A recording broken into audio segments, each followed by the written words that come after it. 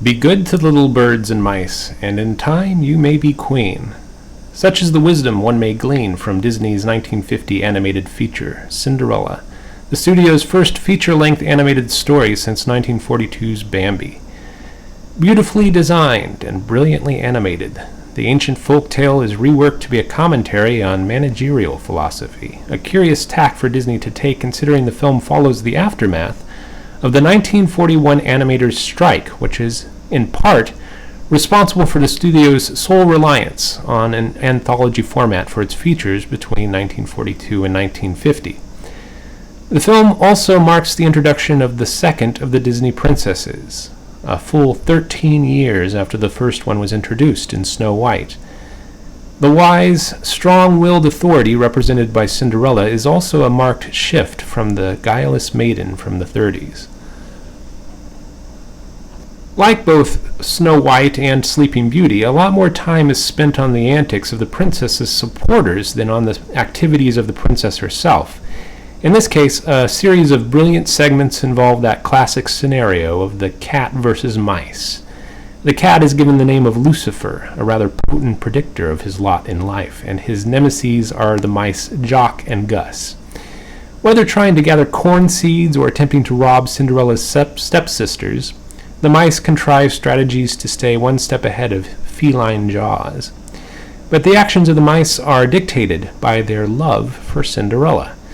One of the first things we see her do is induct a new member into her community of followers, Gus, by rescuing him from a trap, giving him a name, and putting clothes on him. He's terrified of her at first, of course, but Cinderella has Jock explain things to him. She doesn't ask if he wants a name and clothes, and he seems to accept them out of purely good nature or perhaps gratitude for his rescue. Or maybe he's scared of her. I mean, she's really big. You could say he's in awe of her. Cinderella is clearly comfortable in her role as a leader. We also, in a marked departure from the affable Snow White, see her actually complain about the treatment she receives from her stepmother.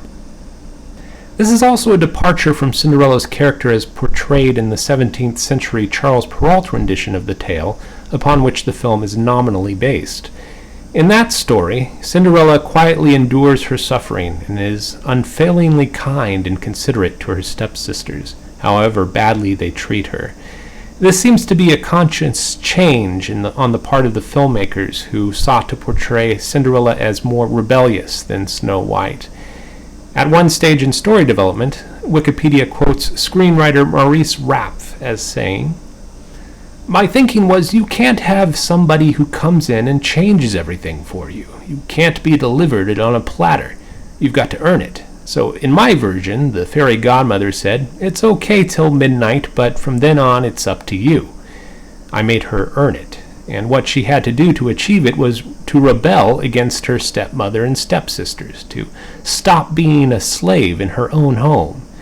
So I had a scene where they're ordering her around and she throws the stuff back at them. She revolts. So they lock her up in the attic. I don't think anyone took my idea very seriously." I would say Rapf is being modest. Incidentally, the quote is strikingly reminiscent of one ascribed to Walt Disney on the page about the animators' strike. "In the 20 years I've spent in this business, I've weathered many storms. It's been far from easy sailing. It required a great deal of work, struggle, determination, competence, faith, and above all, unselfishness. Some people think we have a class distinction in the place. They wonder why some people get better seats in the theater than others. They wonder why some men get spaces in the parking lot and others don't. I have always felt, and always will feel, that men that contribute most to the organization should, out of respect alone, enjoy some privileges. My first recommendation to a lot of you is this: put your own house in order. You can't accomplish a damn thing by sitting around and waiting to be told everything. If you are not progressing as you should, instead of grumbling and growling, do something about it." One might argue that the fairy godmother does indeed deliver Cinderella's good fortune on a silver platter, since the film doesn't have any dramatic scenes of the girl rebuking her stepmother. But maybe the absence of any such scene isn't a sign of Cinderella being weaker, just smarter.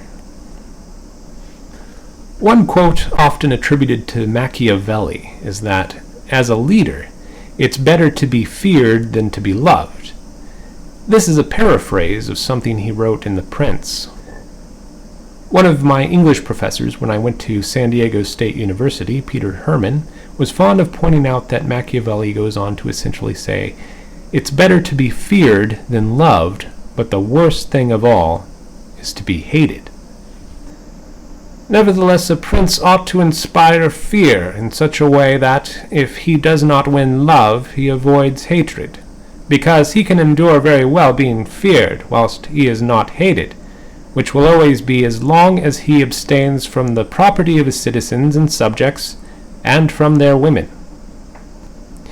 We're told at the beginning of the film that the stepmother and stepsisters squander the wealth of Cinderella's deceased father, and we know they spend most of their time sleeping, eating, or squabbling.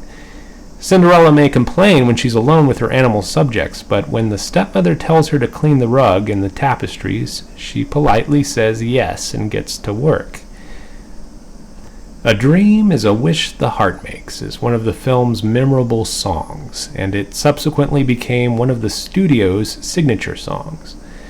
Cinderella doesn't rebel in act, but she rebels in mind. The dream is represented by her animal fiefdom. This is how she'd run things if she were in charge. She defines herself as a leader in contrast to her stepmother.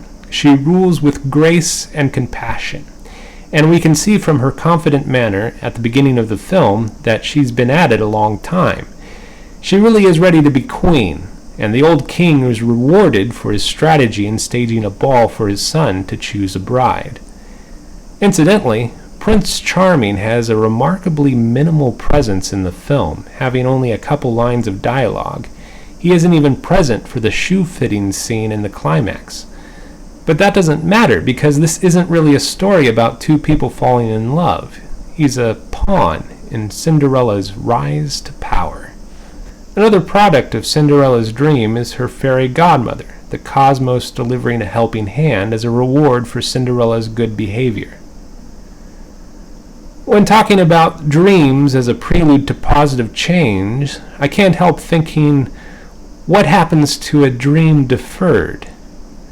That's the line from Langston Hughes' famous poem, Harlem. What happens to a dream deferred? Does it dry up like a raisin in the sun, or fester like a sore and then run? Does it stink like rotten meat, or crust and sugar over like a syrupy sweet? Maybe it just sags like a heavy load, or does it explode? Is Cinderella's strategy really applicable for everyone? Charles Perrault presents two morals for his version of the story: a poem praising beauty as to the sex a treasure, and another commending the wisdom of abiding by the advice of godmothers and sires. Cinderella may be disadvantaged at the beginning of the story, but she has two things going for her: beauty and a fairy godmother. But really, that's just one thing. She has the blessing of heaven, or nature, if you prefer. Not everyone is so lucky. At the same time, not everyone who's lucky is successful, so let's give the girl some credit. You may not always be able to attain your dreams, but you certainly won't attain your dreams if you don't have dreams to begin with. The fairy godmother tells Cinderella she's only able to appear because, even in her moment of deepest despair, Cinderella still has faith in her dreams. Cinderella is available on Disney+.